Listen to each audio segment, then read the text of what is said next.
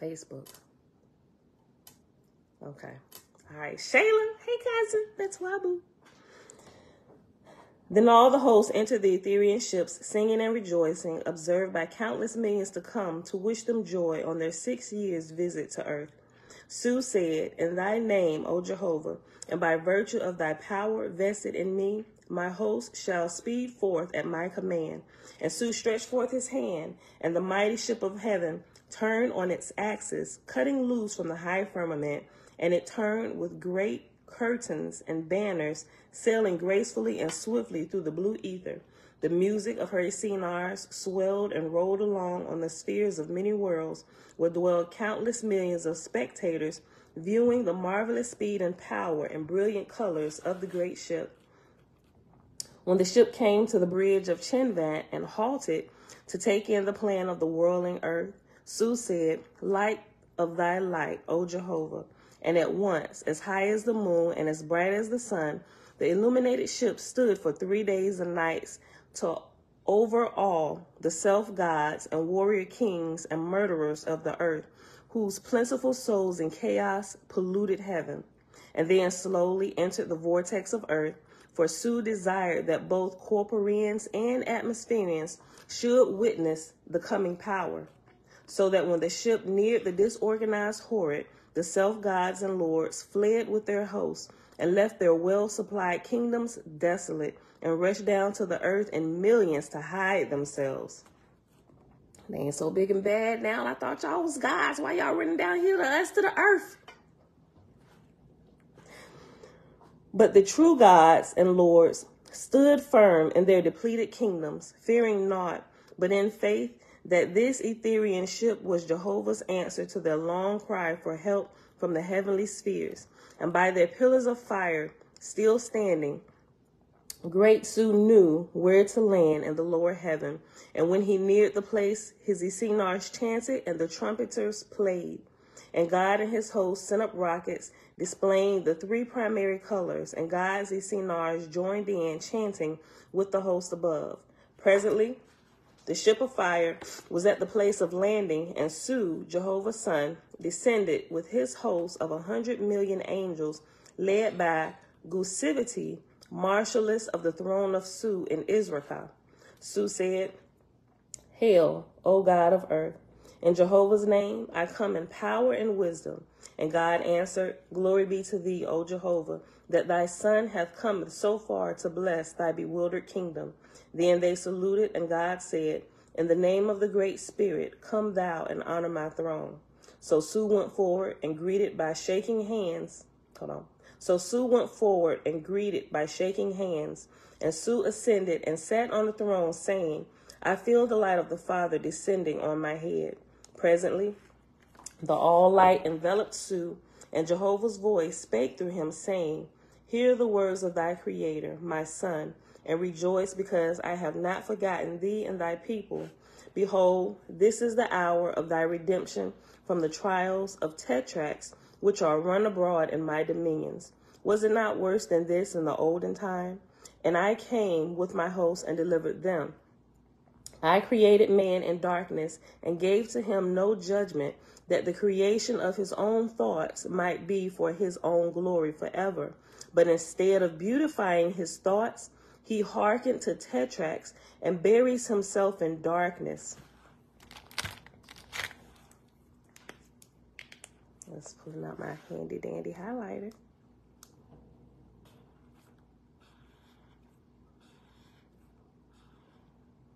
Tabitha, Levon, shalom, sissies. I created man in darkness and gave to him no judgment, that the creation of his own thoughts might be his own glory forever. But instead of beautifying his thoughts, he hearkened to tetrarchs and buries himself in darkness. The heaven I build for him, he destroys. Then he buildeth his own, but only to be displeased and turbulent. Neither will he content himself with providing with his own hands, but searches out my most dutiful sons and daughters and makes slaves of them for his own exaltation. In the ancient times, I sent my sons and daughters to search out these traitors, declaring unto them that only by forsaking evil and practicing righteousness could they attain to my exalted kingdoms. Their evil places have I cast down and rebuilt in honor and glory, that their own judgment might determine that virtue and good works are the sure foundation of happiness, are the sure foundation for happiness that will endure forever. But when I have raised them up in one cycle and made the lower heaven a paradise, alas, my Etherians have gone away. But a little while, when the tetrarchs take root and grow and turn all things upside down. Let me read that over again. Hold on. Let me just go back up to the beginning of the paragraph. In the ancient times, I sent my sons and daughters to search out these traitors, declaring unto them that only by forsaking evil and practicing righteousness could they attain to my exalted kingdoms. Their evil places have I cast down and rebuilt in honor and glory, that their own judgment might determine that virtue and good works are the sure foundation for happiness that will endure forever. But when I have raised them up in one cycle and made the lower heaven a paradise, alas, my Etherians have been gone away but a little while, when the tetrarchs take root and grow and turn all things upside down. But now will I build them up in a new way.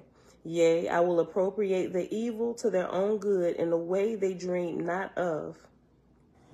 This reminds me of, I remember when I read over this the first time. This reminds me of the verse in Genesis where it says that everything that was meant for evil, God turned it around for your good. But now will I build them up in a new way. Yea, I will appropriate the evil to their own good in a way that they dream not of.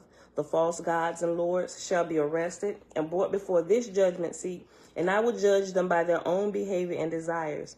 Neither will I torment them, nor abridge their happiness.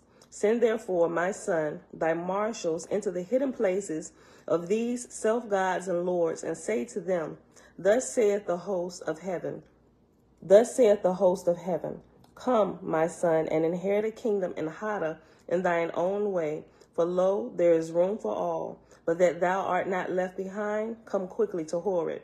And they will come, hoping to embellish themselves in the old manner. But my light shall come in due time in my own way. The voice ceased, and Sue spake, saying, What Jehovah hath ordered, do ye. So marshals were sent in all directions in atmosphere to gather the false gods and lords who had deserted their dominions in fear of light of Sue's Etherian ship. And after many days, the false ones were brought to Horeb, and there were of them 7,000 gods and lords.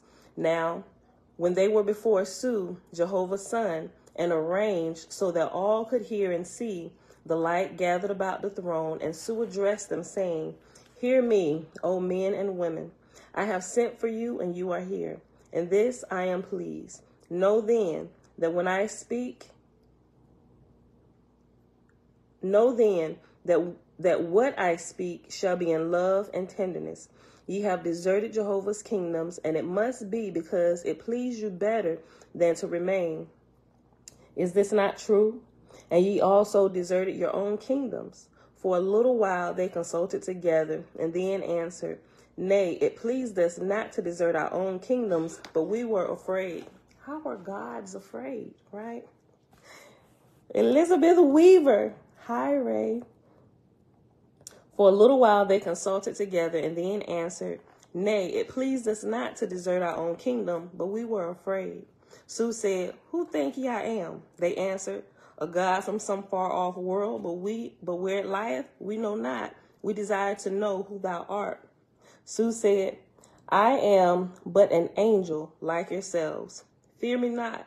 But since ye feared and so deserted your kingdoms, does it not prove that ye are not the all-highest? Because remember, this is what they had been telling everybody, that they had been slaving here on earth. And I pronounced earth with a F, earth. Sue said, I am but an angel like yourselves.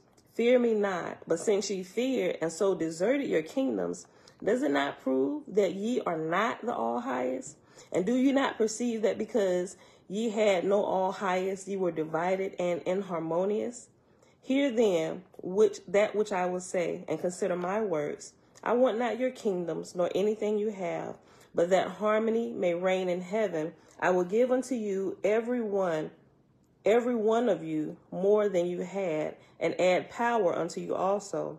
Since ye behold, I am come to Horeb, the throne of the ancients. Perceive not that whatsoever accordeth with me is of my power also. Hold on, I'm reading this wrong. Hold on. Hear then that which I say, and consider my words. I want not your kingdoms, nor anything you have, but that harmony may reign in heaven. I will give unto every one of you more than you had, and add power unto you also. Since ye behold, I am come to Horeb, the throne of the ancients. Perceive ye not that whatsoever accordeth with me is of my power also? Take then your kingdoms, and be gods and goddesses, and I will make you as part of one united whole. Again they consulted together, and again they answered, Why shall we take our kingdoms? Our slaves have deserted us. Our kingdoms are pillaged of all their value. Yea, our slaves have become wandering spirits, and are making their habitations with mortals. Su said, What can ye say to these wandering spirits that will induce them to come away from mortals? To which they answered, If we promise them provender and clothes and plenty of rest, they will come. But when we put them to labor, they will run away, having tasted of liberty. Su said, How then made ye slaves of them in the first place? To which they answered, We took them in the day their mortal bodies died, and they never saw nor knew any other place in heaven. So we appropriated them to our service dutifully. Su said, Know then, this is my conclusion. First, that ye shall be made as sub-gods to one confederacy, and your kingdoms shall be fair to look upon and well supplied with all things. Behold, there are on earth with the barbarians hosts of familiars and feudals. Whoever then of you will go down to the earth and bring them away to Horeb shall have them for his slaves. And whosoever bringeth the greatest number, to him will I award the greatest kingdom. And if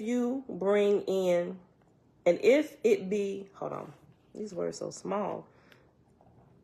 And if it be that ye can find emissaries to work for you in bringing feudals and familiars away from the barbarians, then shall such labor be accounted to your credit. And ye shall station round about in the corporal cities certain angels whose labor shall be to receive newborn spirits on birth blankets and bring them to your kingdoms also, for they shall be your slaves.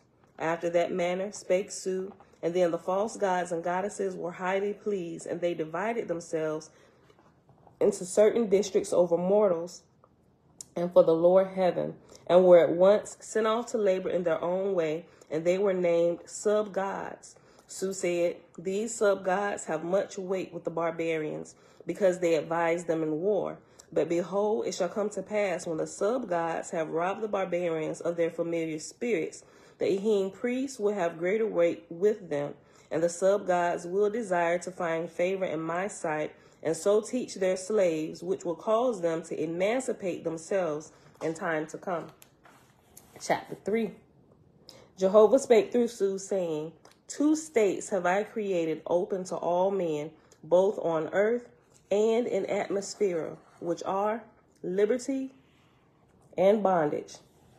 And man I made to choose that which he will, but that he might not err, I send my emancipated angels to explain these things beforehand.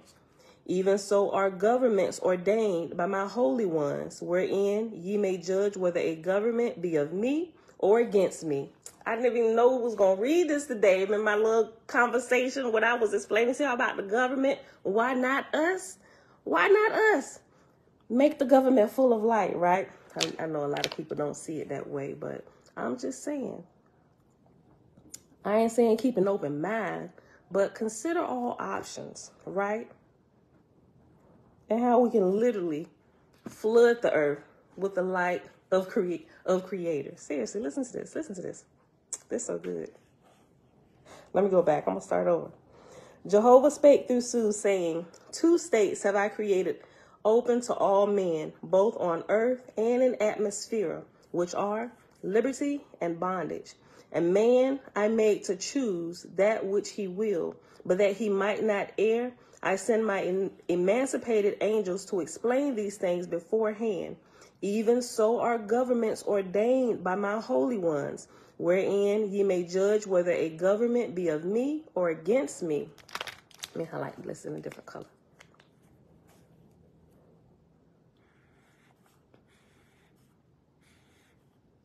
Let me read it again and we're going to keep going. Even so are governments ordained by my holy ones, wherein ye may judge whether a government be of me or against me. For if it give liberty to all righteous works, and for the promotion of knowledge, providing teachers to the extent of the demand, it is of me. But if the government maketh of itself a self, for which its aggrandizement is at the expense of my children's liberty, then it is against me. For I have not created a people to be today as were their forefathers, but provided them with perpetual growth in wisdom and virtue. Wherefore the rising generations shall rebel against that which was well and good for their forefathers. All the governments understand this, whether on earth or in heaven. Whatever government accepteth not this rule shall go down in destruction. For as I have hedged man about with sentinels, such as pestilence, poverty, and hunger, in order to awaken him to knowledge and industry, so have I hedged in all governments with sentinels, such as rebellion, assassinations, war, and bankruptcy. As pestilence proveth man's disobedience to my commandments, so do rebellion and anarchy prove the disobedience of the governments to the progressive spirit which I created man. Let me go back. I'm going to read this whole paragraph again. Listen to this.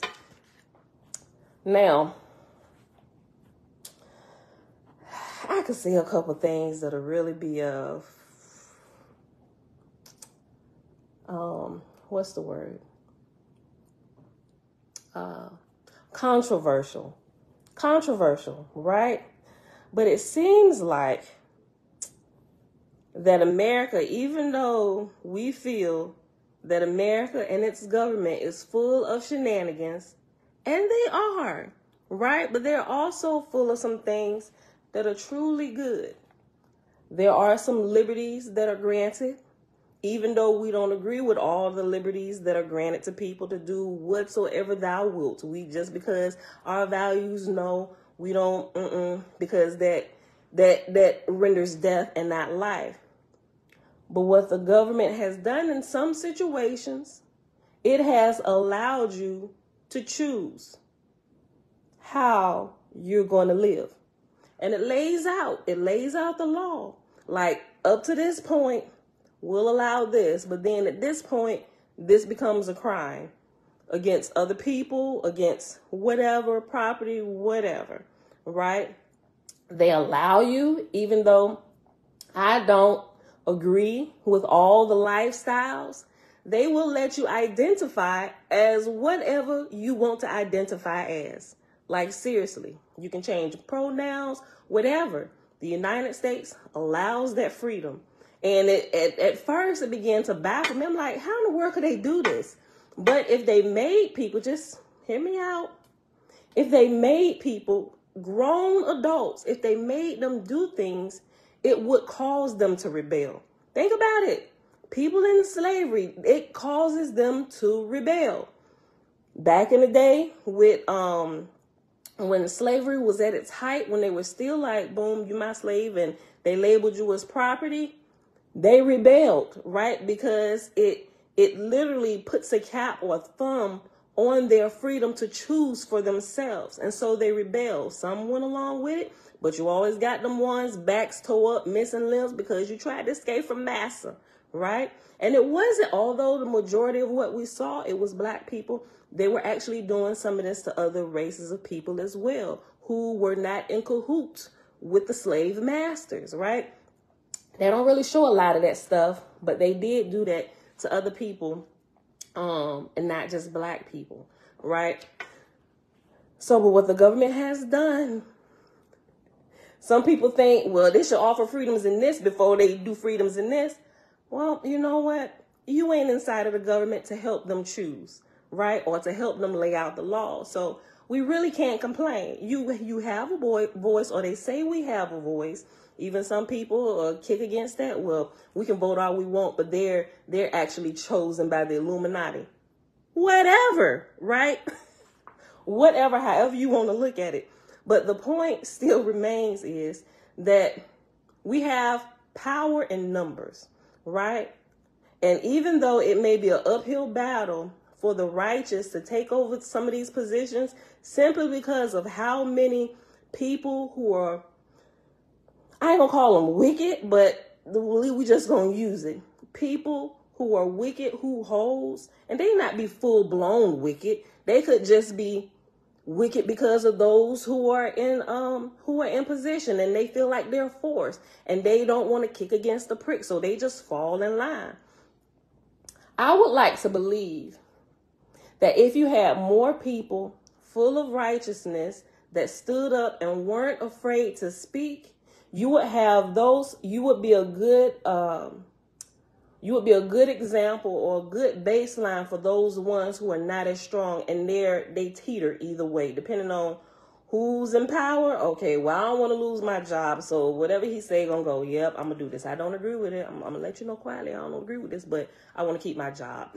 You know, you got them. And there's some that's, I'm going to resign. I can't do this. You know, they resign, they back away, and they leave the government in the hands of tyrants, right? And nobody stands up. And then they show you all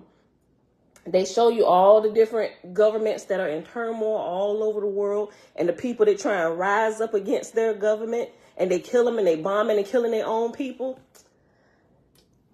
That may be true, right? But I look at it, it's almost like, to me, this could just be me. These are just my thoughts. I'm not saying our government is doing this, but to me, they show us, I think there's a few different reasons why they allow us to see that. For one, it helps them to justify to us why we just going to go in there and set up shop and put our military there and we're going to run this country. That, but it also kind of puts a little bit of fear in us that that we're not going to, you see what they doing, see how they rising up against their government? We're not going to stand for that here. I wish you would try and rise up against the U.S. because you know how we go in there and take over other countries. I wish you would try it here on our own home turf, right? So it's kind of like a mix of a couple things, right? So like I said, even though it may be an uphill battle for the righteous, and it's going to take some time. It's going to take some years. Campaigns, people got to clean their lives up to go run for these positions. You got to get other people who aren't scared to stand up with you. And like I was about to say before, I want to believe that there are more good people in our government, and they just need a stronger leader inside of there, especially in their departments, who will speak up for them, that's not going to back down to the voice of a tyrant, even at the expense of losing their job and their benefits, even being banned from government work, right? They got all of these type of things that they will, that they have in place, you know, and it scares people because people think that, you know, hey, I like my job, I like my benefits, I got 2 years to retirement, I'm just going to ride it out. And I come in contact with a lot of them people. I'm just like, sheesh, you know, so I love it here. I love to travel other places, but I don't know that I would want to live 24/7 in another place other than here in the United States, right? Now, some people, they ready to roll up out of here on the first thing smoking. I'm putting my citizenship in Africa. I'm going to Switzerland, wherever. I don't know. I have my different thoughts behind those things, but I want to believe that there are more righteous people quietly in our government They're waiting and they're hoping and praying. You see one pop up every now and again, but they don't get the support flooding behind them. Maybe from us, but within the government, those who actually hold the positions and sit on the benches and can hand out rulings in Congress, in the Senate and the House of Representatives, they're not getting the support there, right? And they ostracize them, so it's going to be an uphill battle, and it's going to take this generation, the generation behind us, every generation behind us, our generation, our children's generation, for the ones who are interested in government, and not just the ones out there like protesting and all that stuff. Some of them are very savvy and they would make good representatives in our government. They have morals, and I'm not saying all of them, but some of them do, and I think that the school curriculums, the public schools, I think it should be changed. And although you have like a government class, a couple government classes, they don't really like prepare you to actually go in there and just, we're going to teach this and go ahead, you choose what you want to do, right? I actually think in the public school curriculum, there should be a couple different tracks, right? There should be like trade tracks in the public school system. And there should be a track for those who want to go in government, right? And it should probably begin, I ain't even going to say at high school, but I think it should start at the middle school level, right? Because they're still developing character that can be molded and changed and all of these different things. And as you get through high school, they could even go on to college and take that same track. But there can also, and there are entry-level positions into the government, but into your local city government. They can go work for the city and begin to work themselves up from there and just go through. When they want to head up into the U.S. the House of Representatives and the Senate and the Congress, whatever, it can start there, but they can be trained and they can get the support. They can learn about their teammates, their I ain't gonna say competitors, I'll say competitor mates. They should learn how to work together, even if they're running against each other. This whole smut campaign that they have when you have the Democrats against the Republicans, I get that we give our people a choice, right? But it splits our government, right? It should be I got so many thoughts about this. And one day, like I've been talking about this for years, but I can't do it now. I be doing so much. I was like, one day I'm going to run for office. I'm going to run for office, but I'm still doing my little research and stuff now, because I think there should be more righteous people. We may not be perfect, but learn from these smear campaigns and all these things, what they're doing now. Like people run for office and act like somebody ain't going to pull dirt off of them when they was in 6th grade. Remember when you sold that joint to John behind the Coke machine? Yeah, we kept, like, they act like all this stuff ain't gonna come out. Understand, clean up the skeletons in your closet. And instead of going into your campaign, especially if you got some big stuff, scandals and things that can be turned into scandals like adultery, oh my gosh, get that under control before you go in there. And then you have to be the one that tells the public about this before shenaniganizers do. You have to frame your life for the people. Learn how to build your trust. You got to like grow with them. They have to know who you are and be transparent with them. And if you put it out there and you phrase that in a way, let them know you're human, and not that I'm talking about people who aren't true shenaniganizers, right? And not just trying to get in government for the money and all the shenaniganizing things. I'm talking about people who have really experienced some hardships, different things in life and marriage. If you turned it around, talk about all of this, because it's going to come out. It is absolutely going to come out. It's absolutely going to come out. Me and my husband talk about it all the time. I'm like, listen, bruh, this, and this. All of this, if we choose in some years to go forward with this, this is going to come out. This is going to come out. This is going to come out. Which is why I am so transparent. I let y'all know the IRS come knock at our door.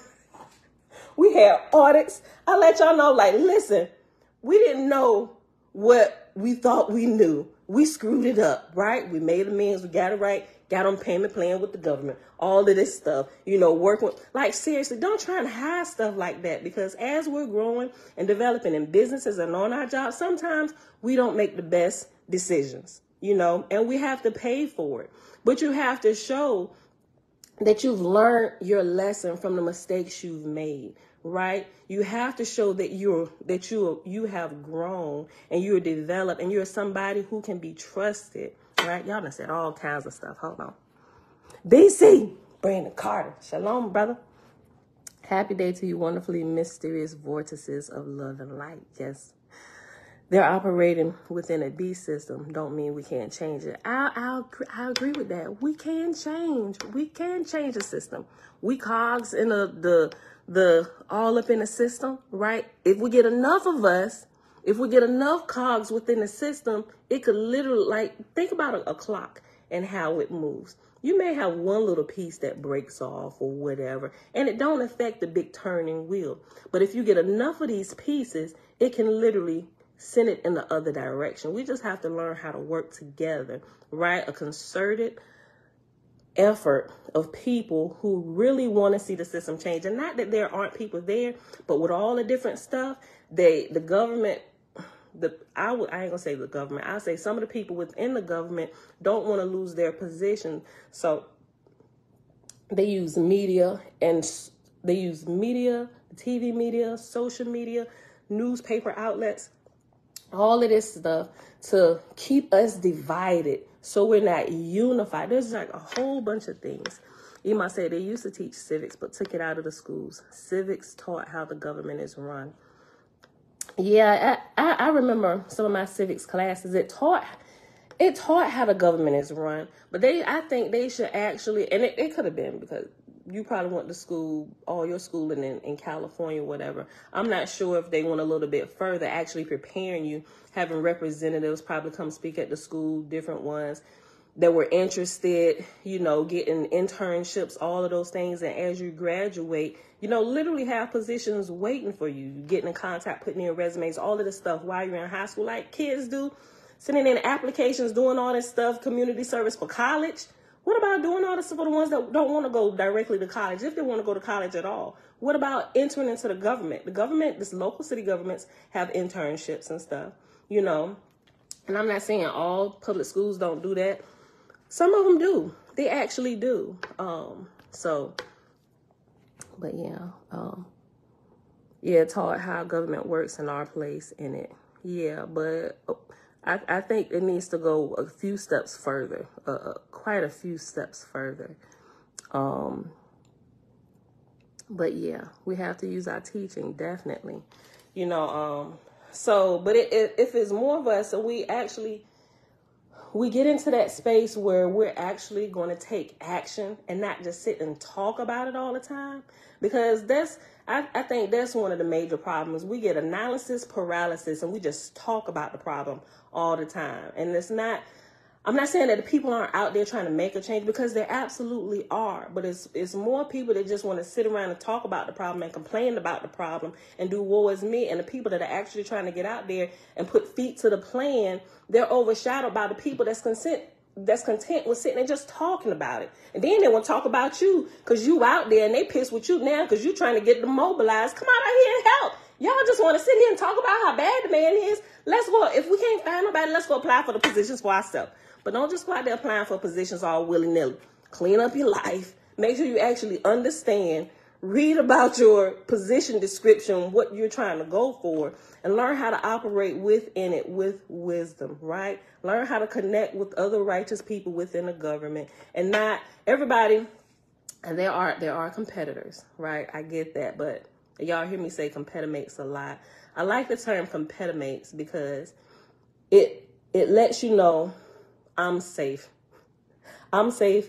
You're safe. And even though we may be competing for the same project or the same position, if I don't get it, or if you get up way ahead of me in the polls and votes where it's impossible at this point that I'm going to be able to pull this off, we need to learn how to sometimes just gracefully bow out. Literally take a poll, do some research.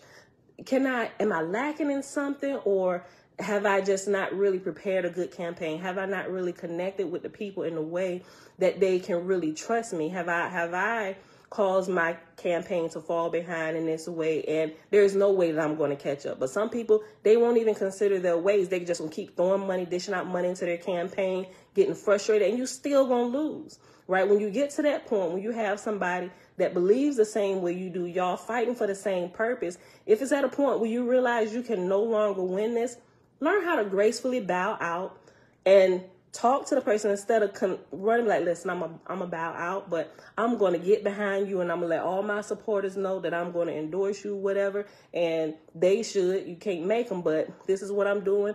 And if I have a recommendation, I'm going to recommend you. We're going to fall behind you. All my resources will help put behind you, right? So now you even like double, triple, quadruple the amount of support for somebody else that's just as righteous as you. Right. And now we can do this together, concerted effort, and y'all can work together, even though you may not have the position, but there will be an office or some way that you can help one another along in the race, even after they win it, position, whatever. You can be resources, network together, like all of this stuff. And I'm just like, this is the stuff that should be taught. Like, there should be like trial runs. Like, let's go. I mean, they do it in some colleges with like valedictorians and stuff, and I think those are like beginning processes of things like this, getting you like in the process of running for government, being a voice for your people, but a lot of people, they just, I don't know, it's not really a lot of support in the public. I'm not saying all of them. I'm not saying all of them, because some it is, but I don't think the students are really being taught how important it is. Some of these things, how important these things are, and how it's going to begin to affect your life. They're just here. Some of them just really go to school just to conversate with friends and stuff, right? So their whole mindset already is off about these things. And we have the government we have because it's just there are breaks in every point all along the line, right? So we have to identify what the issues are, and we have to fix the breaks all along the way in the multiple areas. And we're scattered all throughout the world. We're all in these multiple different positions, whether in the school, government, businesses. Businesses can come behind, support schools and all this stuff. They do it for sports. Why not do it for things that pertain to the government and pertain to things that's going to cause a better way of living for everybody, not just the I ain't even gonna say the sports spectators or those who were in sports. You paying them all this money to entertain us, but what about the government we live under? I have really strong feelings about this. Look, back in the day, Ima said, back in the day, it taught you how to sit your representatives down if they were out of order. Oh, that's good. That's good, Ima. Like, all of this needs to be like reintroduced into the schools. Like, if they listen. Like, seriously, if like all of this stuff like was reintroduced into the public schools, and like, even it ain't got to be all over the world, because it ain't gonna happen all over the world at once.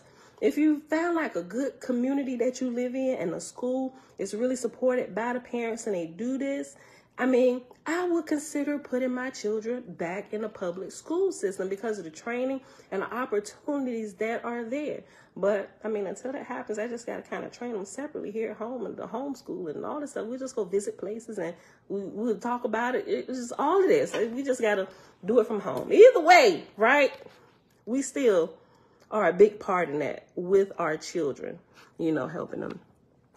Tikva said, yeah, I had to take that course, Civics, and they don't require it these days. Yeah. He must say we used to have all that kind of stuff in schools, and all has to be taught. Yeah, we can't depend on the system. Yeah. It's not really taught. It's not really taught. It's not taught today, and there are really some bright minds in the public school system. I ain't gonna say it's not, but I think all children, they have really bright minds, and you just need the right teachers for the right students, So when students are lacking, all the time, it's not it. Now they do have something to do with it. It could be their own personal laziness and stuff like that. But even that can be developed and help. Students can help work all those things out. Well, teachers can help students work all those things out the younger they catch them. And I guess it really just depends, because you have some that are more self-motivated than others, and it's just, you got a lot of different variables. But it come down to good teachers and the motivation from the students to want to learn, right? And putting the right people in the right place, because everybody's not fit to be in the government. They're absolutely not. You may be fit to be a good business person, but you may not be fit to be in the government, right? But there are good business people, and business training is a really good way to train you also to be in government, right? Because the government deals with small business, not just with the individual people, but the government is a business. And what better person to run a government than a person who knows how to successfully run a business and has multiple businesses that have failed, and you've learned why your business has failed. You've learned how to take that information, adjust it, go through your learning curve, and now you produce a successful business. People that go through stuff like that are able to see those trends inside of a government, because a government is a business, right? So all of these things. And also, one of the good things about business people, especially successful business people, and a lot of people may hate Trump, but not too many people hated Trump before he started running for office. Like, a lot of my wisdom and information that I learned from Donald Trump's books and stuff like that, and Robert Kiyosaki, right? Like, my library is full of their stuff. Nobody hated him before he ran for office. But one thing I can say is that business people who are successful, one thing that I ain't gonna say they don't have to worry about it, because I'm sure there are people within the business, within the government, and lobbyists who want to control what the government does, that are there with unlimited amounts of money to bribe you. And that's one thing. People who go straight into government that have no clue how to run a business, that's something that they run into, and they don't understand how to navigate through, because a lot of them have a purchase price. Successful business people do not have a purchase price. I ain't gonna say all of them don't, but some of them, I would like to say most of them, but that has proven not to be so true with some people, because you have some people that haven't fully developed their character in their business, and they're literally just there for the money. Like, seriously, you start businesses for the money, but as you develop, you realize that you have to really learn about people and care about people, because if you don't understand people, you won't have a business. Because in order to grow past a mom and pop status, you have to include other people to come alongside you with your business vision to help grow this thing. If you don't care about them, they ain't gonna care about you, and they ain't gonna care about your business. If they stay with you, they just gonna be there for their paycheck. All right, I'm going. I ain't working no extra hours for you. Don't call me. I'm busy. My shift is from 9 to 5. That's all you get from me. That's the kind of workers you're gonna have. You know, we don't need people like that run businesses like that, where their people feel like that about them in our government either. We don't need you, because you're just going to add to the shenanigans. We need people who've actually been through stuff. They had to learn how to work through different scenarios and different types of personalities, disgruntled employees, like all of these things you have to have had work through, right? And then the money is just icing on top of the cake. The money is like a reward to let you know that you're doing good, you know, in a way, because people just may be real savvy, and they can still be real wicked. And just, I don't know. It's a lot of different variables. That's why you got to be able to have a eye to see and look at everything and like really break it down. And it's really going to come down to the character of the business owner, because one of my older pastors used to say this a lot, like, everything flows from the head down, right? If you have corrupt leadership, you're going to have corrupt business. If you have righteous leadership will turn the business righteous in every which way. And it's going to flow outward, and it's just going to bloom, right? So people who are successful in business and have a proven record of running successful businesses, even if they also have a record of multiple businesses that fail. I've had a couple businesses that failed, right? But here's one thing that I did do. Took all them lessons from the other little businesses that failed and applied them to our main family business, which has been our main source of bread and butter and everything, not just for us, but also our employees since 2008. All them lessons that I learned, all them hard knocks, that money we owed and all this stuff, we apply those lessons here and develop here. All that training and stuff that I got that I wasn't able to use successfully over there, I've tweaked it and I've applied it here, and this is where it blooms. And I think it even blooms more so because now me and my wonderful husband, we're on the same page. I was getting to that point, husband. Okay, yes. I'm about to say. And we're on the same page now, and all of this wisdom we're taking and we apply it here, and this business grows, right? So like all of these things. So I think business people do make great candidates to help run the government because they understand what it takes to run a successful business.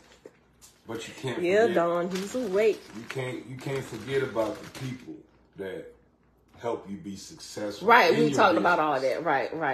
I think we hit so many business owners, they are selfish. Mm-hmm. It's all about them, and they get a high off of the more success that they get. You know what I'm saying? It's not almost the money. Yeah. It's about more success.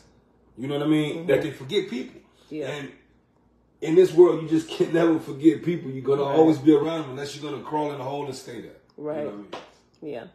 And so... having a good ownership. Yeah. And so, like, I think I mentioned this before, like, when we use subcontractors and some of the staffing services, Mom, shalom. When we call and ask for different people, what they be saying, the people? Hey, we will work with y'all. Everybody talk about working with y'all. Yeah. Because y'all such good people. Yeah. Anytime we put in a ticket for some workers, we literally have an unlimited supply. Just because they like the camaraderie with our company. They see the boss man out there, he ain't a jerk and stuff, and he laugh and joke with them if they're having issues or whatever. You know, like all of this, they like the vibe of our company. And not just my husband, but my brother and sister works for us. So they're in leadership positions. Like all of this, they truly enjoy working with us. And the office give us, like, they're like, you know what? We really like y'all. Anytime y'all have a ticket and people, and even when we don't put in a ticket to get extra people to help us, they come asking about us. Hey, have they given us they got any more projects that we can go work on? And when they own the jobs, hey, y'all got a position open where we can come work for you directly? But it was like, okay, so we had to explain to them, now that you started working for us through this staffing agency, we can't just hire you on. Because we have a contract with them that says we ain't going to hire you on behind their back. So you have to put in a certain amount of hours through them so they can get paid. And then they can properly release you to us if we want to hire you on. You know, some of them, they okay with that. Some of them just like, man, just hire me on right now because y'all going to pay me more. It's like, we can't trust you because you're willing to backstab them. So we know you might do that to us. We pay attention to all of those things simply because all the things we went through growing our business and stuff is like we don't play when it comes to that. Like we're not going to cross anybody. We're not going to burn bridges. No. You know, we're going to do this the proper way. You know, so a whole lot of people burning bridges, man. They go behind people's back, try to steal clientele. People, you know, they stole our clientele.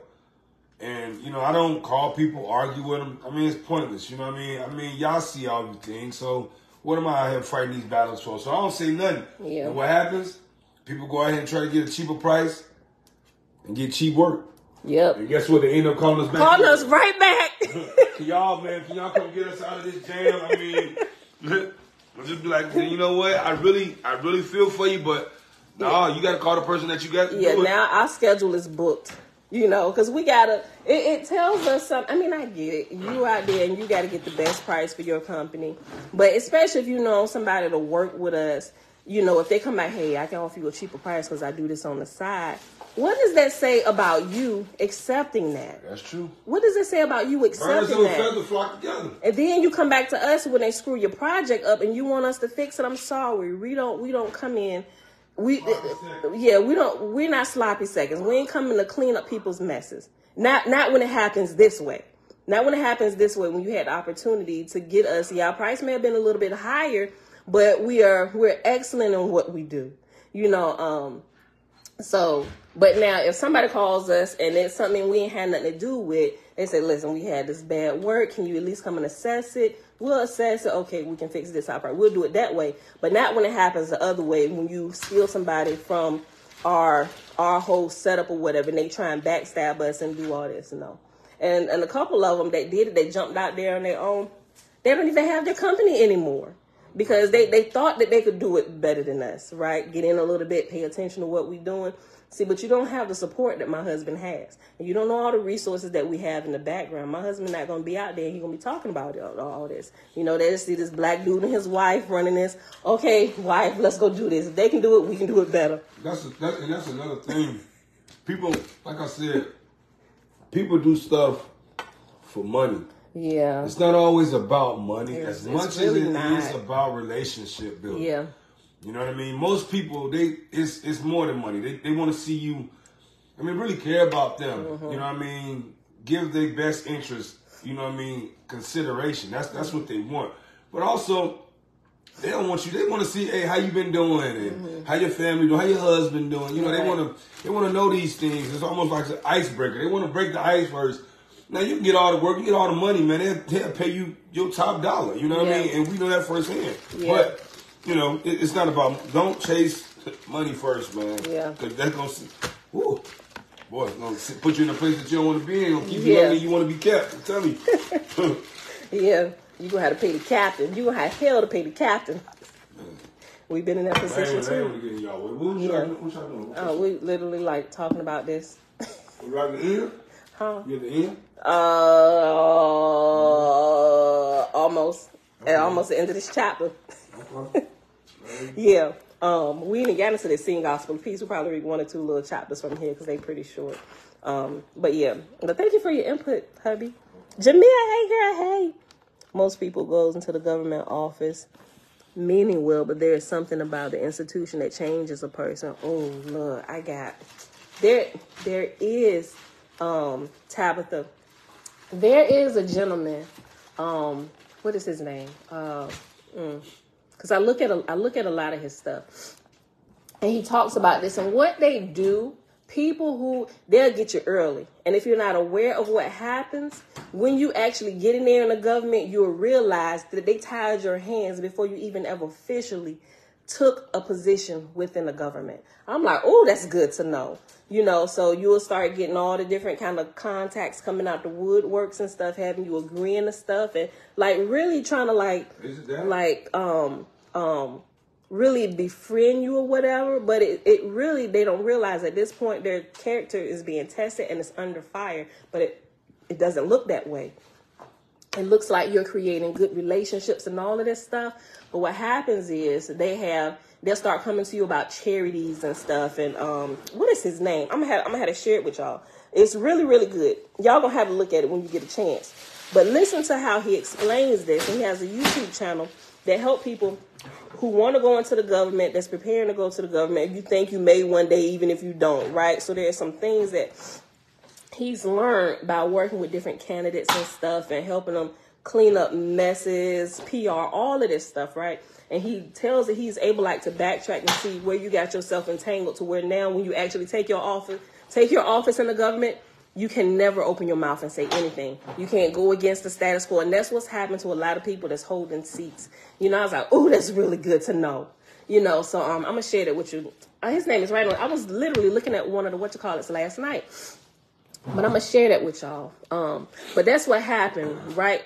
Back to what Tabitha said. Most people go into the government office meaning well, but there is something about the institution that changes a person, right? It changes you because they tie your hand before you even officially take your seat and officially are sworn in, you know. So I'm gonna share that. Y'all let me know. And a little bit of commentary on the video. I shared in the community section and stuff. But yeah. You don't think that's in people? Huh? You don't think that's in people? It is. It's right. Like, that's why I'm saying you gotta. I think so many people, they allow that. You know what I mean? Yeah. They allow themselves, like, it's in their heart already. You get what I'm saying? To be crooked. It ain't the institute's like everybody else crooked. Mm-hmm. Let me be like them, because almost like, you know what I mean, they have more power over you than what you even got over yourself. And you become that way, but did they make you, or was you already? Right. That's what I was talking about earlier before you came down. We was talking about developing people who want to go into government in high school. But I think they should actually start this process in middle school, because at this age in middle school, they can still be molded. Character issues and stuff can be worked out, there. So as you grow, you can learn how to make a righteous decision, choose between right and wrong, learn how to make a decision that's just not based on yourself and what's going to benefit you, but benefit all parties that are involved with this. So everybody within the government, those are the type of decisions that they're making, but they're making them selfishly. What's going to benefit me? What's going to benefit my campaign? What's going to benefit my cause?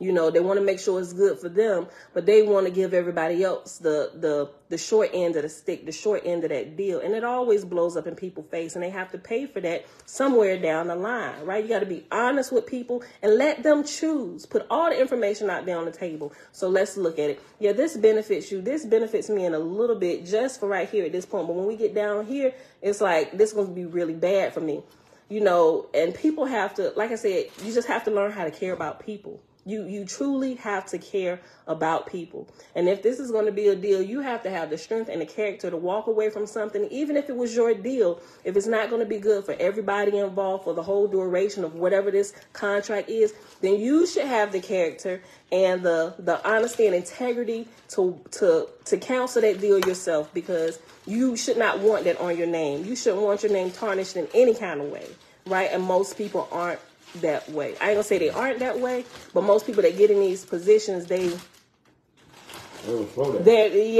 not willing to take that extra step. They're not willing to give up all that they've worked for, right? Even if it's their baby, they're not willing to just walk away from it. We're gonna make this thing go by any means necessary, and if you don't benefit, then that's on you. Well, you shouldn't be able to sleep good at night, knowing that somebody that's a part of your campaign or a part of your thing is going to catch the short end of the stick down the line somewhere, because that's not just going to affect them. It's going to affect their family and probably the rest of their life, So that's the way you got to think about all of this stuff. And most people don't. Think about me, babe. Think about me and all the rest of my life. I was joking. You're joking. Look, I was trying to see if you was... No. Okay. Wami Shalom, I feel like the spirit of influences over the government in a way that humans in the position don't know it. That too, clearly we learned that from Owaspi, right? But listen, even if there is a bad influence, and I would say that's not even an excuse, although that has proven to be true, I would say it's not an excuse, because what happens when people choose to just walk in the ways of the wicked? The good Ashars, they turn away from it. They back up. You got that home. I'm going to let you go ahead and handle that. They'll back away, right? But when they choose to do what's right, you have all the angels of Creator that flood to your rescue, and they stand behind you, right? So that's not an excuse. I don't think that's an excuse. Even with what we're reading and learning through the Seen Gospel of Peace, if they're showing us that principle in the way we treat our body and the way we eat and stuff, if Satan gonna take a hold of you, if you just feeding yourself flesh and all of this, just kind of summing up everything, and you doing as thou wilt, and everything gonna happen to you. But at the moment you choose to do what's right and begin to turn away from those things, what does that happen? What does it happen? That all the angels of the earthly mother and the earthly father come to your rescue. So that's not an excuse. At least I don't think so. It's not an excuse, So we can change even the heavenly unseen atmosphere by our righteous action. Nazarene is singing shalom. Jerry, shalom. Right. So those are my thoughts on this. Nene, shalom, sis, over here on Facebook. I see you come in a while ago. I'm sorry. I think I was on the road talking. All right, so look, but we got on all of that by talking about the whole government piece right here in Owaspi. Okay, so let's hold on. Right, I like that. BC said they dominate by numbers and influence. We fight back by numbers and unified, calculated small steps. I agree with that wholeheartedly. I really do. They have taken it. Fritz said they have taken it all out. Psalm 83, 1-5. They taking it all out. I don't know. You was talking to Ema. Okay, I ain't gonna look it up. Okay, let's go back to this. You got anything else to say, babe? Okay. All right, so let's go back to this. Let's finish this little portion right here. Look, hold on.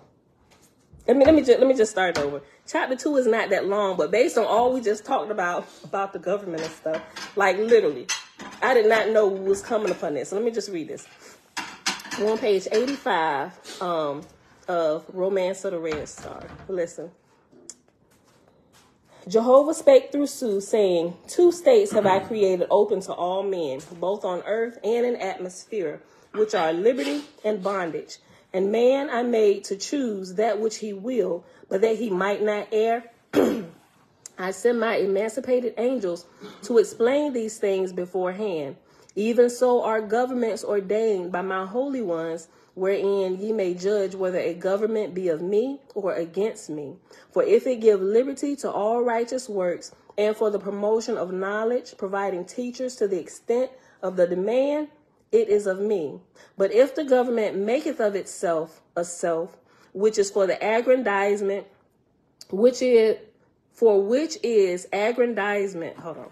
I'm still screwing it up. Listen. Even so are governments ordained by my holy ones, wherein ye may judge whether a government be of me or against me. For if it give liberty to all righteous works, and for the promotion of knowledge, providing teachers to the extent of the demand, it is of me. But if the government maketh of itself a self, for which its aggrandizement is at the expense of my children's liberty, then it is against me. For I have not created a people to be today as were their forefathers, but provided them with perpetual growth in wisdom and virtue, wherefore the rising generations shall rebel against that which was well and good for their forefathers. All my governments understand this, whether on earth or in heaven. Whatever government accepteth not this rule shall go down to destruction. For as I have hedged man about with sentinels, such as pestilence, poverty, and hunger, in order to awaken him to knowledge and industry, so have I hedged in all governments with sentinels, such as rebellion, assassinations, war, and bankruptcy.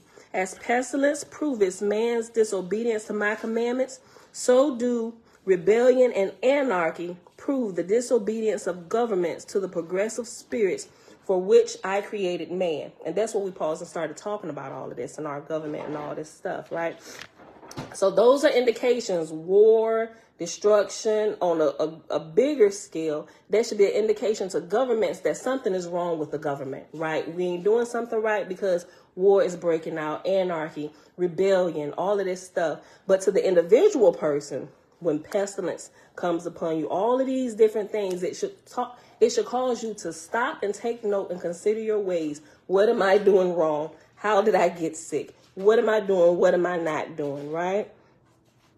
For as I have hedged a man about with sentinels, such as pestilence, poverty, and hunger, in order to awaken him to knowledge and industry, so have I hedged in all governments with sentinels, such as rebellion, assassinations, war, and bankruptcy. As pestilence proveth man's disobedience to my commandments, so do rebellion and anarchy prove the disobedience of governments to the progressive spirit with which I created man.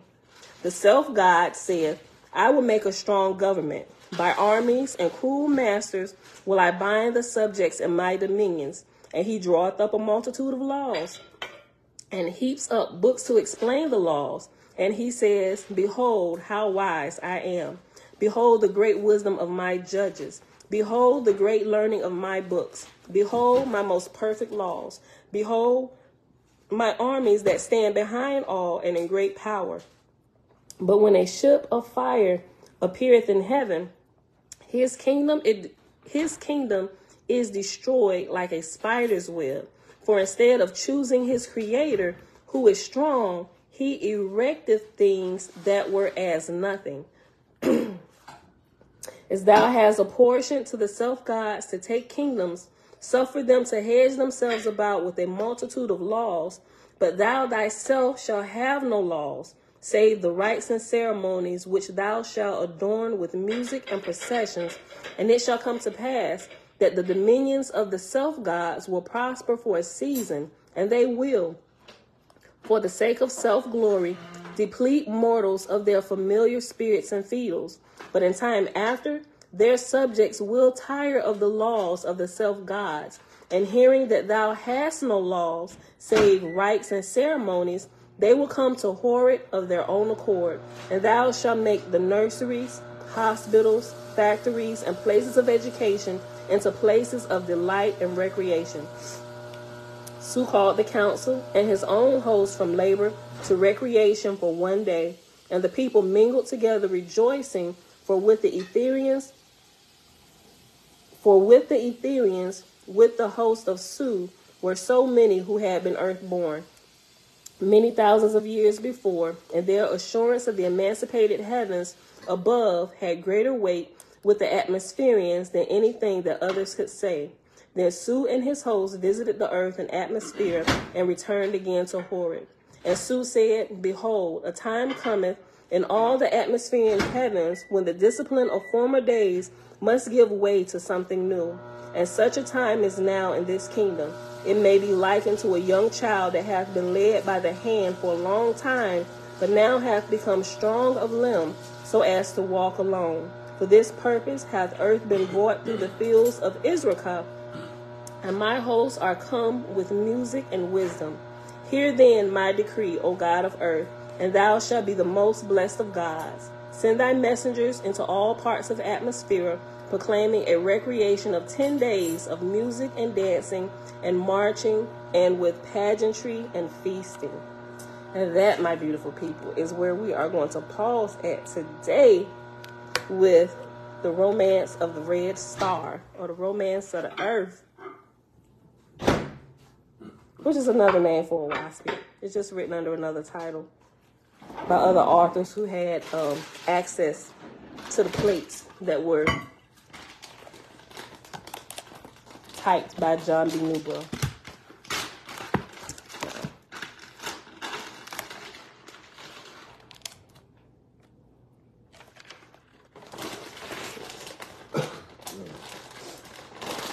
All right, y'all. So we're gonna go. That's what that song. Oh, I like that song. Thank you for that, for typing it out, Fritz. Psalm 83. They have taken, BC said it, right? Okay. For they have taken crafty counsel against thy people and consulted against thy hidden ones. They have said, Come and let us cut them off from being a nation, that the name of Israel may be no more in remembrance. For they have consulted together with one consent. They are confederate against thee. Yeah, so Israel there would represent, if you taught appropriately, Israel would represent the righteous, not the rebellious shenaniganizers of Israel, right? Because we had the righteous, which are in the Bible called the prophets, but before they were labeled Israelites, they were actually called faithists. And that's what the true prophets in the Bible were. They were true faithists indeed of Creator, right? If you go through this, if you understand who are gods and who is the Creator and the different voices, it's clear that the prophets were faithists indeed. And this reminds me, I remember when I started reading this, because I had no understanding of any of this stuff yet, right? I remember this dream that I had where I heard a voice coming from the captain. I was in this meeting in this school full of prophets, and there was this head prophet that came, and in the dream I recognized a person, but it's somebody who lives in Israel, right? And they were in my dream amongst this group of prophets where I was sitting, and in this meeting, and I'm the youngest one in my dream. I was, and when I was a part of that, I was the youngest one in there. But she had called me up to the front, and there was this older, ancient-looking lady. I'm not sure who she was, but she was sitting up in the front in a wheelchair. And they called me up to the lady from Israel called me up to the front, and she said, I want you to read this. And I'm like, what? And it said, read the books of the prophets. Just read them. Right? So I didn't realize then all that I realize and understand now about the prophets within the Bible and them being faithless and being in line with the Creator. Because if you go through, you just read nothing but the prophets for a period of time, spend about a month or two just reading nothing but the books of the prophets within the Bible. That's what helped me to be able to decipher the voices, who was speaking, who Israel was listening to, and who was really speaking truth, right? And that's what really began to alert me to the different voices and the different tonalities simply by studying the prophets, right? So that was my little learning journey, which I didn't understand then, but I completely understand it now. And all that I was learning then, when I haven't even heard about OWASP or anything else, it lines up with all that I'm reading in OWASP and in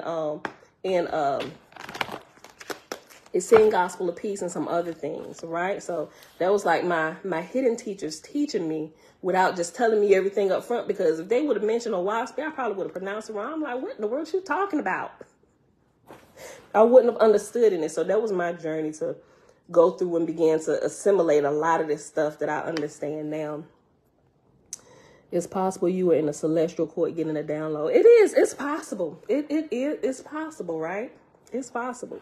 There's definitely wisdom from the unseen realm when I was told, and I followed it, right? Because when I get instructions in my dreams, I actually follow the instructions, and it has always served me well. And when it warns me about things, I follow those instructions, and it has saved our butt individually and in our business. One time, I'll say we did not follow an instruction that we saw, and not like we were given the instruction, don't do this. We actually saw a scene play out in our business that I had no clue we was about to roll upon, and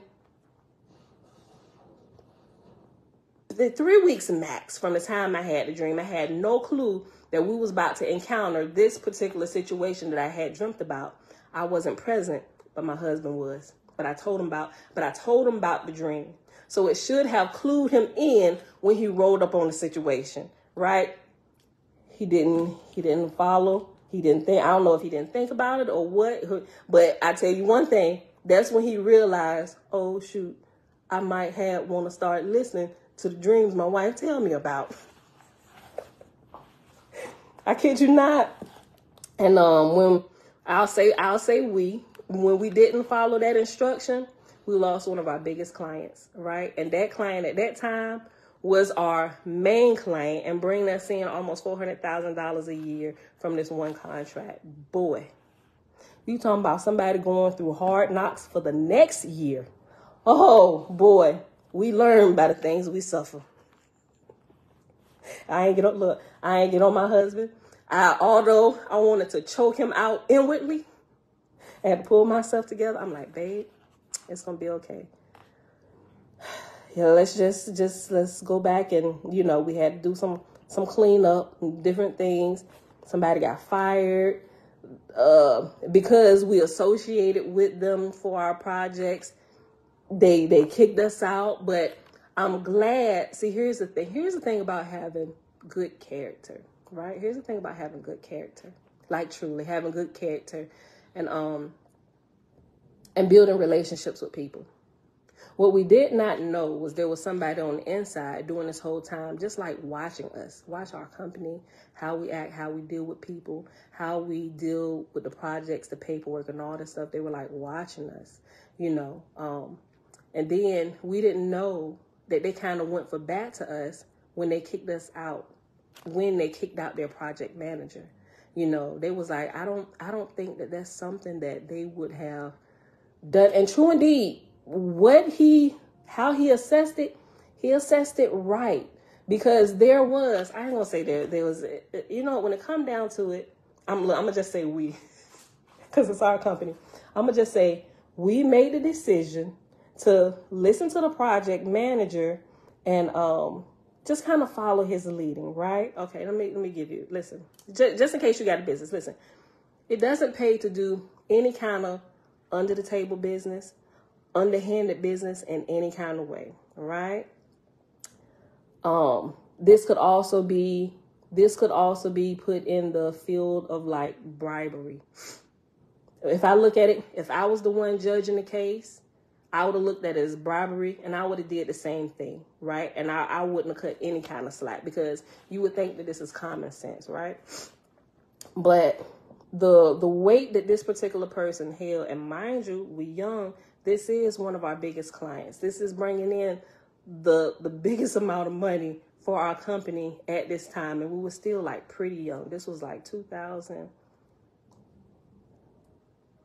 like 20, like 20, like, hold on.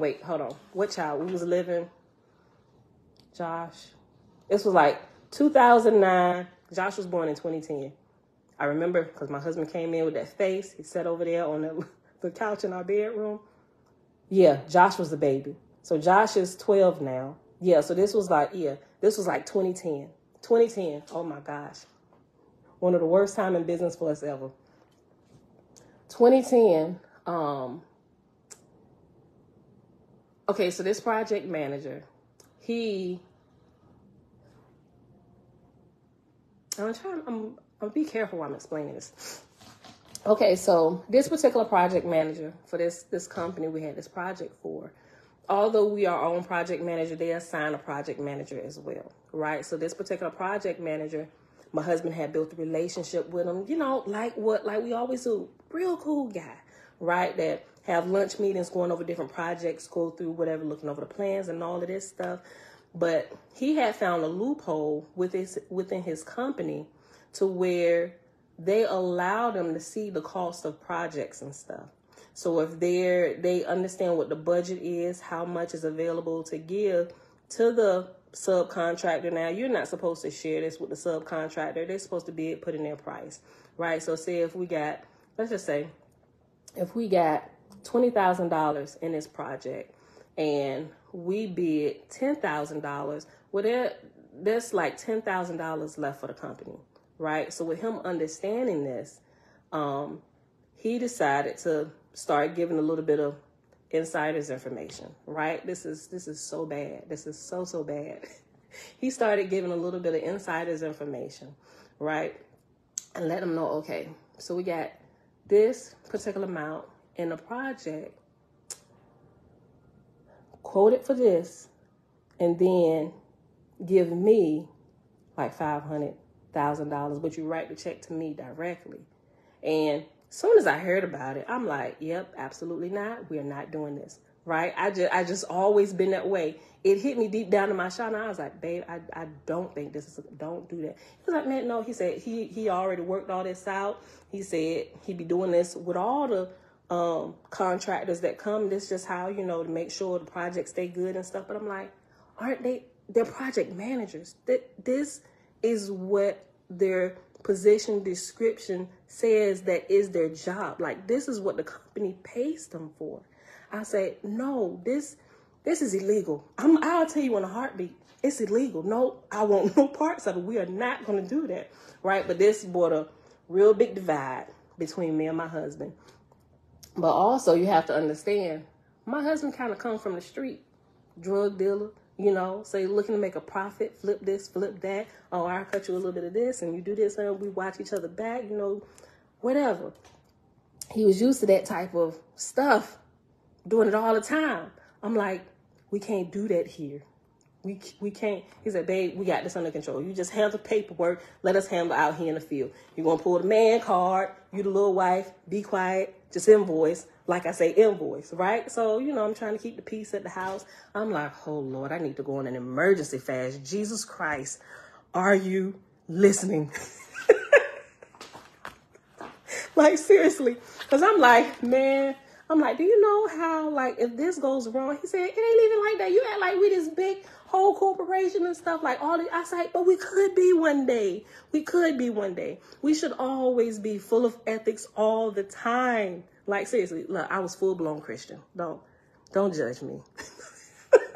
Look, I was full-blown Christian, calling on Jesus at every turn. Listen, but I was like, I don't agree with this. He said, all right, babe, don't worry about it. I shouldn't even say nothing. I'm like, well, I'm glad you did. But what happens? Not only had the company been watching us, how we deal with the projects, how we move, all of this stuff.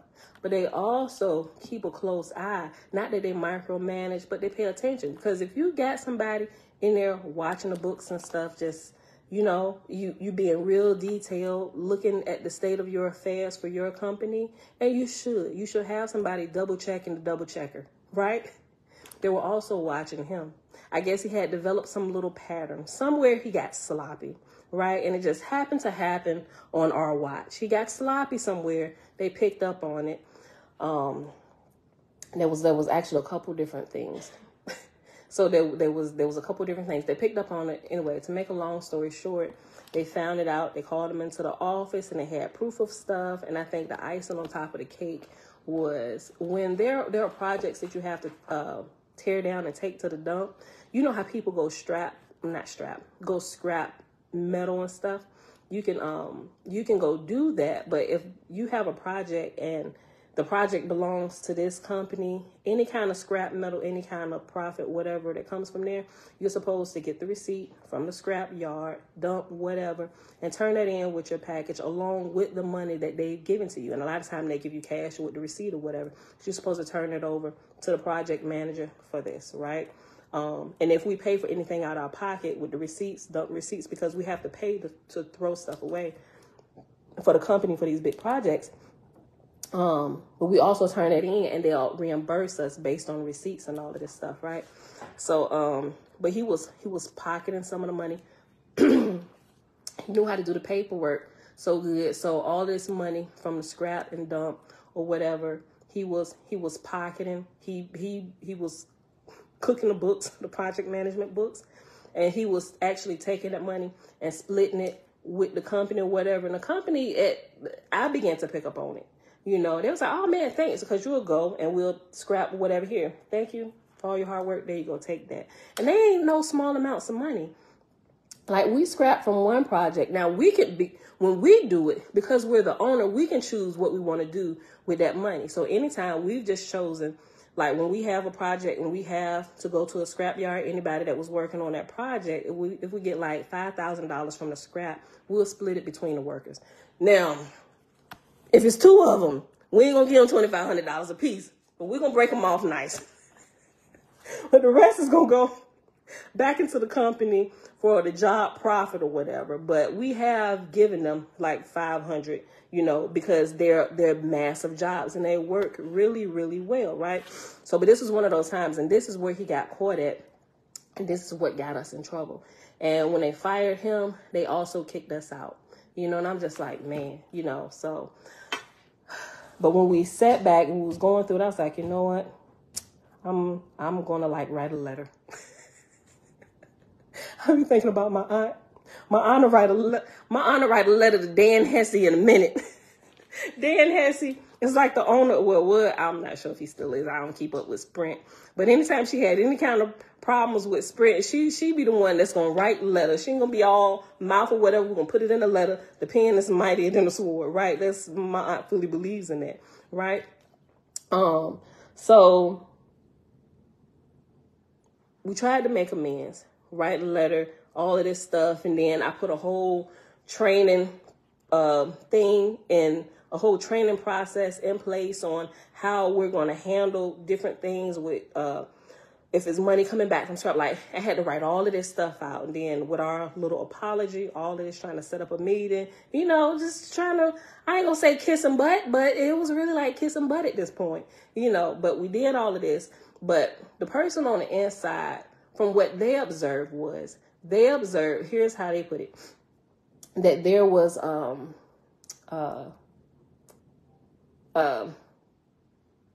influence from the project manager, influence from the project manager over my husband. And I'm just like, yeah, that ain't gonna fly. Y'all better ever say that to him, because he don't say he ain't about influence him. He make his own decisions. But in a way there was, because he was given a kickback, and I was like, this is wrong. And we were fully aware.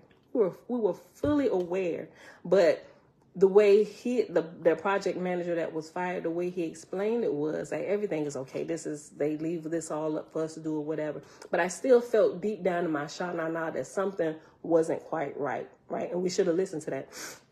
And there was another time, it was this second time where we saw this other scene play out before us. And that second time, my husband didn't follow that. He was like, you know what? Yeah, it's okay. Before we go out on the project, have you had any dreams in the last 3 weeks? Okay, now what was it about? Go to the detail. Who was that? Who was sitting in the corner? You remember you said there was a lady walking across the street. What color shirt did she have on? Was she dressed casually or was she business attire? Like, he getting details.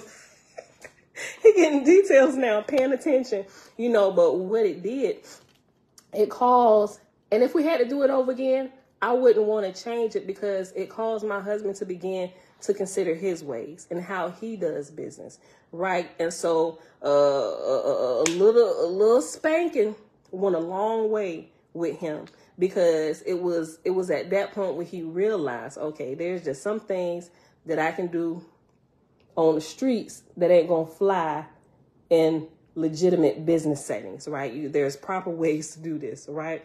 So that's when he began to be like really aware and began to really pay attention to how he interacts. So if he get any kind of vibes from people that's like, hey man, look, I'll cut you this if you do this, he ain't going for it, because I had to learn the hard way that you can't do business. Like if it's your own business, we dealing with you directly, then okay, we can work something out because you're the business owner, I'm the business owner. We can just agree to do this in our contract. But if you are a project manager for a bigger company, you cannot make that call. So absolutely not. Matter of fact, I might report you. Right? We ain't having it. We got too many children we got to take care of, and we ain't about to lose this for your foolishness and your lack of character. Right? So, but yeah, that's you have to be really, really careful in doing business and like all of this stuff. So that was just to add on to the whole government piece here, right? So yeah, an hour and 32 minutes. Y'all, we just gonna read this one little portion of Brotherhood from the Singing Gospel of Peace. Just saying. Sheba do be hanging out in the background sometimes. I'll check on them. Yeah. She do be hanging out in the background. Did she post anything lately? I don't know. I'll check. Cause sometimes I know she be hanging out in the background and we'll, chat and I'll check on her, whatever. Okay. Page 219, the Brotherhood. Behold, how good and how pleasant it is for the children of light to dwell in unity together, in unity. For the brotherhood, the Heavenly Father hath commanded the law, even life forevermore. The law was planted in the garden of the brotherhood to illumine the hearts of the children of light, to make straight before them the 7 paths leading to the tree of life, which standeth in the midst of the eternal sea. The law was planted in the garden of the brotherhood that they might recognize the spirits of truth and falsehood. That's good. Hold on, let me go back. The law was planted in the garden of the brotherhood to illumine the hearts of the children of light, to make straight before them the 7 paths leading to the tree of life, which standeth in the midst of the eternal sea. The law was planted in the garden of the brotherhood that they might recognize the spirits of truth and falsehood. Truth born out of the spring of light, falsehood from the well of darkness. The dominion of all the children of truth is in the hand of the mighty angels of light, so that they can walk in the ways of light. The children of light are the servants of the law, and the Heavenly Father shall not forget them. Hold on, I just remember Omian's OCU, his comment. Look, right here. Hold on. We was talking about the government stuff. Right here, he said, I feel like the spirit influences the government in a way that the humans in the position don't know it, right? But even right here, the children of light are the servants of the law, and the Heavenly Father shall not forget them, right? So even if dark spirits are imposing their wills on the mortals here. If the children of light continue to walk in the light of the Heavenly Father gonna scoop them out the way, right? So you ain't gonna have nothing to worry about. The children of light are the servants of the law, and the Heavenly Father shall not forget them. He hath blotted out their sins as a thick cloud. He hath lit the candle of truth within their hearts. Sing, O ye heavens, shout, ye lower parts of the earth. Break forth into singing, ye mountains, O forests, and every tree therein. For the Heavenly Father hath kindled his flame in the hearts of the children of light, and glorified himself in them. The holy law of the Creator purifieth the followers of the light from every evil thought, word, and deed. As a swift rushing mighty wind doth cleanse the plain, let the children of light, whoso desireth, be taught the holy word, during the first watch of the day and the last, during the first watch of the night and the last, that his mind may be increased in intelligence, and his soul wax strong in the holy law. At the hour of dawn, he shall gaze upon the rising sun, and greet with joy his earthly mother. At the hour of dawn, he shall wash his body in the cool water, and greet with joy his earthly mother. At the hour of dawn, he shall breathe the fragrant air, and greet with joy his earthly mother. And through the day, he shall labor with his brethren in the garden of the brotherhood. In the hour of twilight, he shall gather with his brothers, and together they shall study the holy words of our fathers and their fathers' fathers, even unto the words of our father Enoch.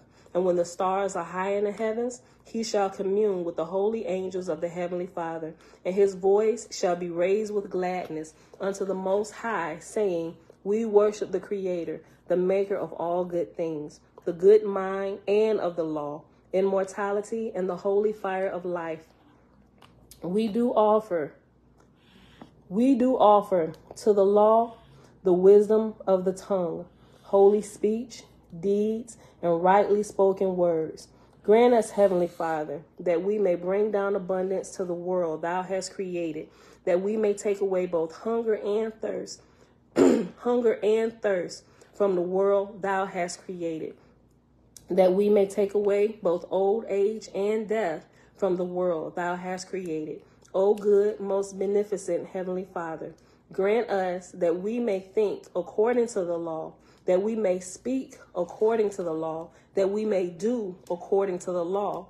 O Heavenly Father, what is the invocation most worthy in greatness and goodness? It is that, O children of light, that one delivers when waking up and rising from sleep, at the same time professing good thoughts, good words, and good deeds, and rejecting evil thoughts, evil words, and evil deeds. The first step that the soul of the children of light did make, place him in the good thought paradise, the holy realm of wisdom. The second step that the soul of the children of light did make, placed him in the good word paradise, the holy realm of love. The third step that the soul of the child of light did make, placed him in the good deed paradise, the holy realm of power. The fourth step that the soul of the child of light did make, placed him in the endless light. The Heavenly Father knoweth the hearts of the children of light, and their inheritance shall be forever. Then shall they not be afraid of the evil time, and in the days of famine they shall be satisfied. For with them is the fountain of life, and the Heavenly Father forsaketh not his children. Their souls shall breathe forever and ever, and their forms shall be endowed with eternal life. Blessings on the children of light, who have cast their lot with the law, that walk truthfully in all their ways. May the law bless them with all good, and keep them from evil, and illumine their hearts with insight into the things of life, and grace them with knowledge of things eternal. That was amazing. That was good. That kind of flowed right in line with what we were reading today in Romance of the Red Star. I love this little book. The Brotherhood. All right, beautiful people. That's it for today. We have come to the end of our time together. You got to hear from my wonderful husband today. And it wasn't full of shenanigans, right? It was full of wisdom. He was pretty calm today.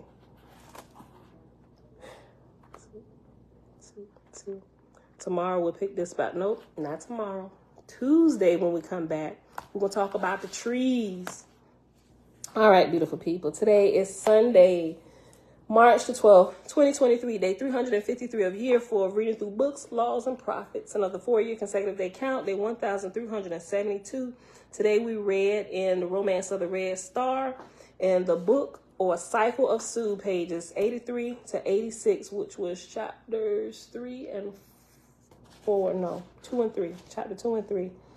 And in Big Blue, it started on page 84. And I'm going to say that ended on page 87. I don't know. I got to double check it. Hold on. Let me look since I just see it. Just in case y'all was following along in Big Blue. 80.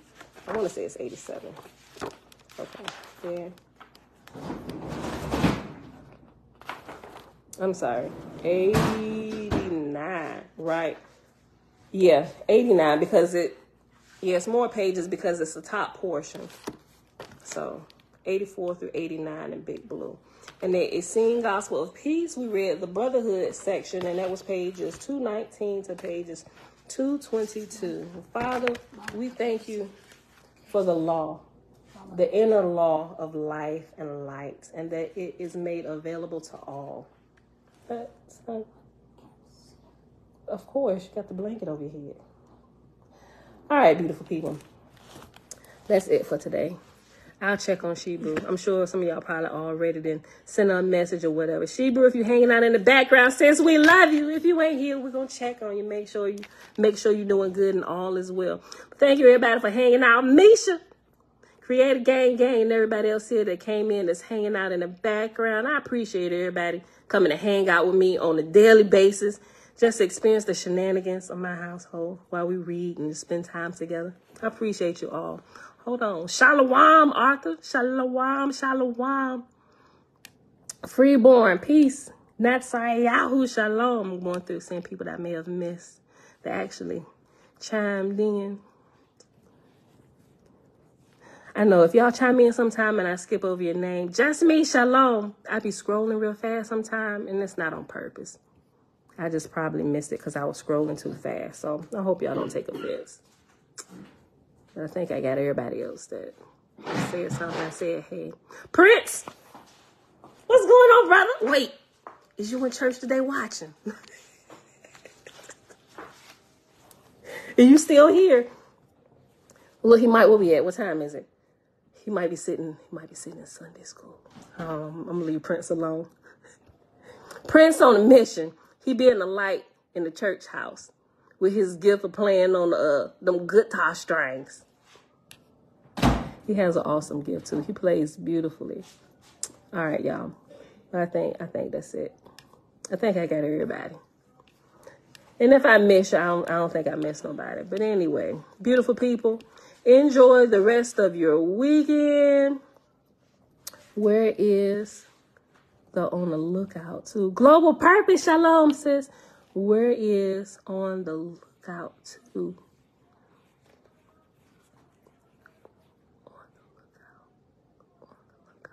Where is? Oh, wait a minute. Hold on. That's somebody's name, On the Lookout. Oh, I'm like, where is On the Lookout to? Okay. I'm not sure. People probably be hanging out in the background, Ray. I'm sure most of the time. Dawn said, hey, Isaac. Dawn, sis, you the real MVP. You recognized his face from out the faces of all the others. And he covered up. That is Isaiah. That is Isaiah. Look, now he all he blushing and stuff. All right, y'all. Yes, they might be hanging out in the background, y'all. All right, beautiful people. I love y'all. We out of here. I see y'all back here Tuesday morning, 6:15 a.m. Eastern Standard Time. Peace. Oh, yeah, the time change. This is a good point, Ema. Today is daylight saving time, so some people probably did get it all mixed up if they don't, like if they didn't pick up their cell phones. The only reason why I stay on track with it, they was talking about doing away with it And I think they have in some places. I thought they did here, but apparently not, because my phone is still on the daylight saving time updates and stuff.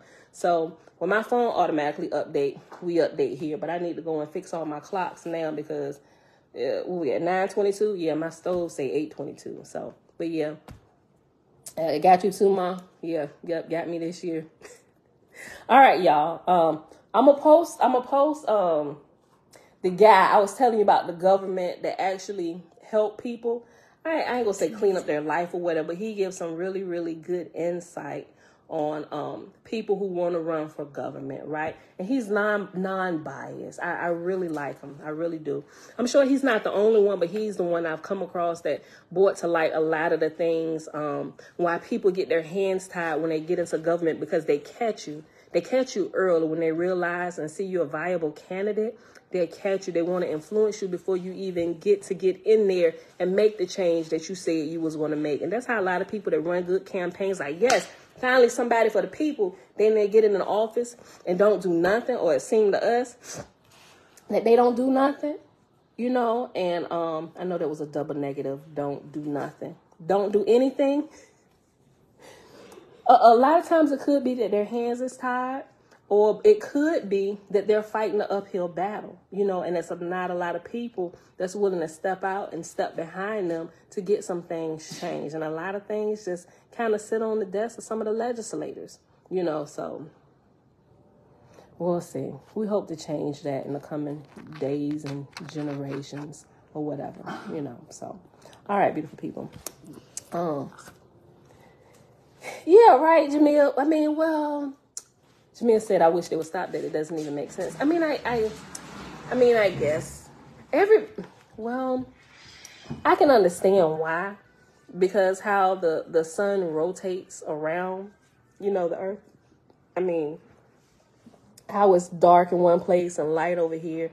I mean, I get it, you know, because it'd be weird. It would be weird. I mean, I guess I don't know. I've never lived in a time where they didn't use daylight savings time, so it seemed weird to me. So I'm guessing, just with the advancement of technology and stuff, I don't know. They just try and keep us all together with the time and all this stuff, and so we can know, you know, when we go back, okay, this is here, because, you know, yeah. With the sun and how it rotates and stuff, it kind of keeps everybody sane. I mean, I understand it because, like, when we were in Hawaii, when it was dark, and y'all saw, because it was morning here, and it was like 2 a.m. there, right? The sun wasn't up. I was sitting back. Y'all could see the mountains and stuff behind me. Pitch black out there, right? But y'all, the sun is up, you know. So, I mean, I can understand it, the time zones and stuff. So, I mean, the more you travel and look at it, you kind of see, but it makes sense. But I guess if you ain't really traveling a lot or whatever, I don't know. But the more that I travel, it seems like a hassle to me, by losing an hour of sleep during the spring. It's only because we lazy. And I want to sleep. Really. But, I mean, other than that, I mean, they have their reasons for it, calculating stuff, keeping up with the sun and the moon and the stars. I don't know. All right. Yeah. All right, y'all. I'm just rambling right now. Okay. That's another, Tabitha said, Tabitha, that's another miss, brethren, on the lookout. When we don't see each other for a little while, we acknowledge their absence. Yeah. You say it don't help Jamia and make it worse. It's possible, and they probably do. Right? It'll be interesting though. What would it look like if we didn't have it though? Like what would that look like with us relating to the other places around the world that it's where it's dark over there when it's light over here, right? And if we had Mommy, what was doing? Well, yeah. So if we didn't have time zones, it would be like the same, everybody could have like the same time all over the world. So if it's 7 a.m. here and the sun is out, would it also still be 7 a.m. there, even though the sun is not out? I think it would get kind of confusing, at least in my mind, when I try to reconcile all of this. Because then we would have to figure out something with the AM and PM. We would need to get rid of that. you know, because if it's 7:30 a.m. all over the world, but if we go, those of us who live on this side of the hemisphere, where the sun is out during 7:30 a.m., it would mean something totally different to the people over there at 7:30 a.m. to where now, where a.m. is darkness to us, no, a.m. is lightness to us over here. p.m. is darkness, no, p.m. is lightness. What do you mean? It's the daytime, and p.m. It's just, it could be unnecessary. I don't know. I don't know. What? I know, right. That's where everybody's like, what? How? Yeah, it I guess it don't make sense, but it do in a way just because we were kind of raised on it. I don't know, but I don't know. I'm interested in what that would look like, though, and how we would change it and what new terms we would come up with to kind of, you know, get everybody on the same page. I don't know, but the time change was done for farmers so they could have more daylight. What? I mean, probably so.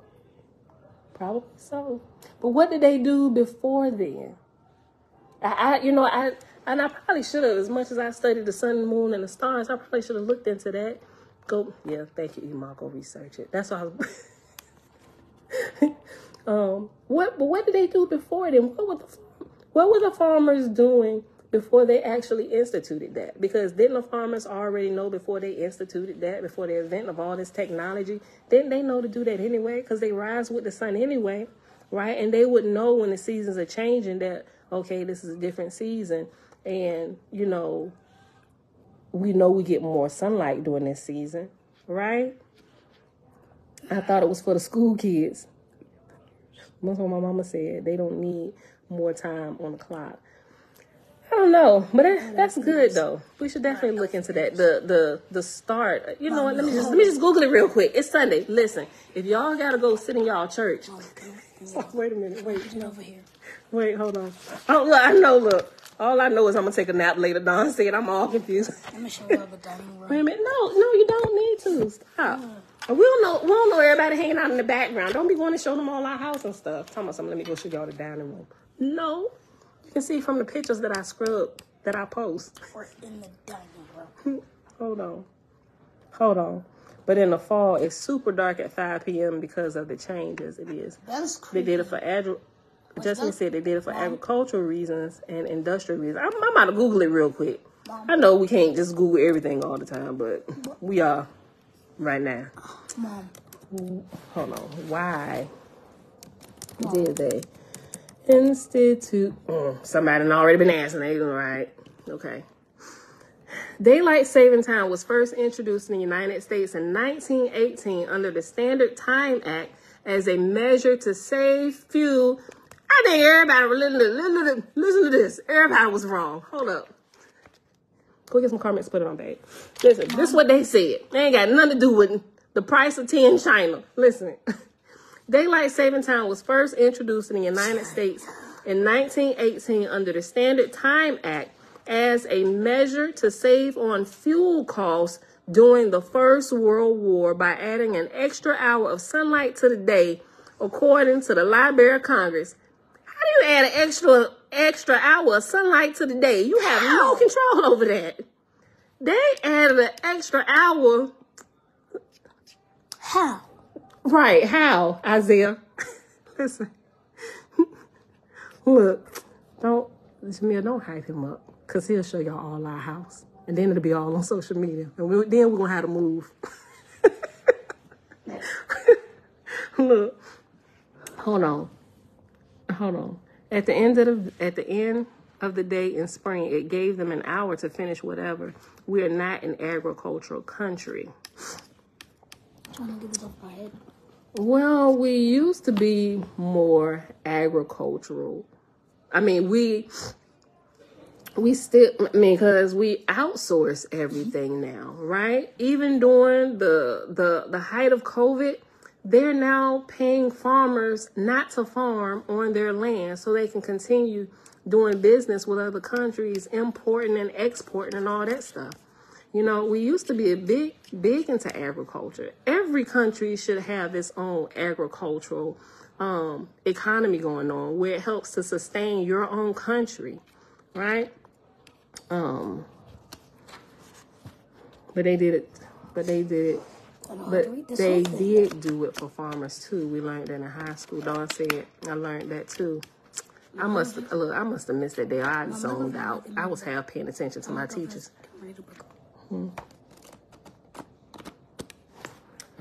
Yeah, let me go up. That was just the first thing on USA Today. Let's see what CNBC say. Here's when and why daylight saving time started in the U.S. Blah blah blah blah blah. Boy, what is wrong with you? Okay, hold on. Benjamin Franklin first introduced the idea. Benjamin Franklin first introduced the idea of daylight saving time in a 1784 essay titled "An Economical Project," but the modern concept is credited to George Hudson, an entomologist from New Zealand, who in 1895 proposed a 2-hour time shift so he'd have more after-work hours of sunshine to go bug hunting in the summer. The National Geographic reports. The concept resurfaced during World War I as a way to save energy. The idea was that people would spend more time outside and less time inside with the lights on at night and therefore conserve electricity. But this was only done during the summer, Vox reports. Otherwise, farmers would have to wake up and begin farming in the dark to be on the same schedule as everyone else. The law to save daylight was passed by Congress in 1918. After the war, however... You're making a whole nother video, Mom. After the war, however, state governments were left to decide whether they wanted to continue with the time change. The law resurfaced during World War II, but again, after the war, the time change decision was left to each state. Some states kept it and others abandoned it. Daylight savings time didn't officially become a law until 1966 under the Uniform Time Act. Now, according to the Department of Transportation, daylight saving time reduces crime, conserves energy, and even saves lives and prevents traffic injuries since more people are traveling to and from places during the daylight. Still, not everyone is a fan.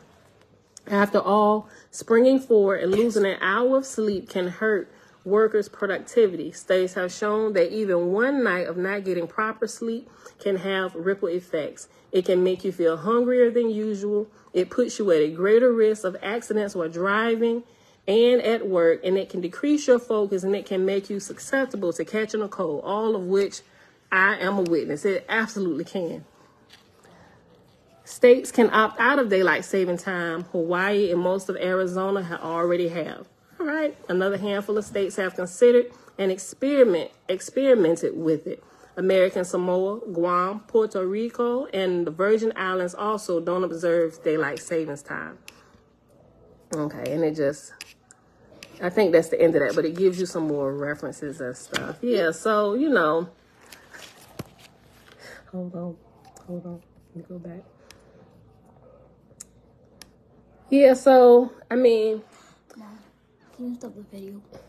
I really what they're changing really is just the clock we look at, right? Because it ain't changing the actual nature and when the sun rises and when it sets. It just really changes the schedule that we operate by, so when you begin to look at everything. So yeah, just me said, based on what we've been learning, it seems like they wanted us to not meet with our earthly mother and heavenly father at the proper time. Mom, yeah, I can see that. It definitely. Why Sai is on the iPad?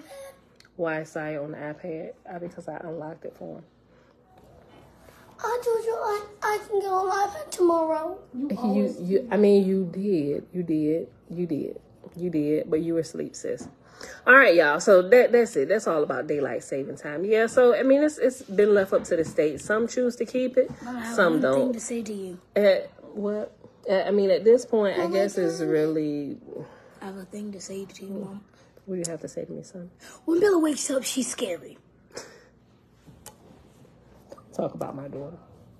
She's scary. How was she scary?